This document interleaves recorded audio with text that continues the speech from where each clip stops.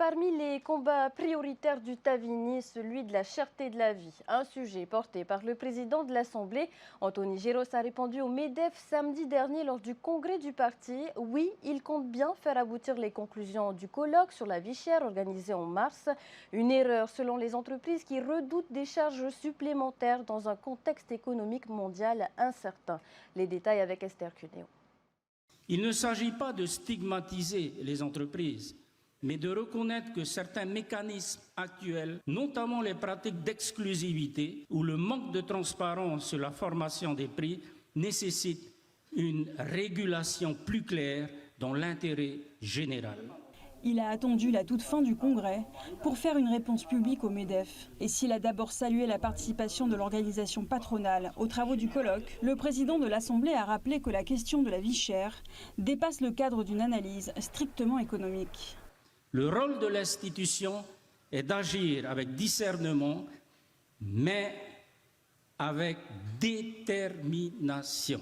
J'entends votre appel en faveur des mesures structurelles, d'investissement public et de réforme du droit du travail. Ces sujets font l'objet d'une attention constante de la part de l'Assemblée. Mais nous devons aussi avancer sur les leviers de régulation, de contrôle et d'équité, car le sentiment d'injustice est aujourd'hui un puissant facteur de désespérance pour nos citoyens. Message reçu du côté du MEDEF, qui reste également ouvert à la discussion. Le président Géros appelle à davantage de dialogue. Donc effectivement, nous aussi, on est ouvert pour chercher davantage de solutions. Après, vous savez, on est tous consommateurs, on veut tous que les prix baissent. Et le colloque a démontré que les entreprises avaient déjà fait régime ces 2 dernières années. Et nous, ce qu'on a demandé à partir de maintenant, c'est que la fonction publique puisse également faire régime. Et ce que le président de l'Assemblée ne dit pas, c'est que le colloque recommande qu'on puisse donner plus de moyens à l'APC. Plus de moyens à l'autorité de la concurrence, soit plus de ressources humaines, en déduit le MEDEF. Et donc, demain, des fonctionnaires viendront de métropole gonfler davantage le mammouth de la fonction publique. Et ça va empêcher toute possibilité de baisser nos taxes demain.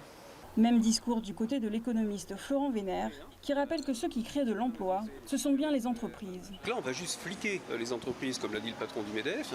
Et en fait, ce flicage, il a un coût. Parce qu'il va falloir déposer énormément d'informations à l'APC.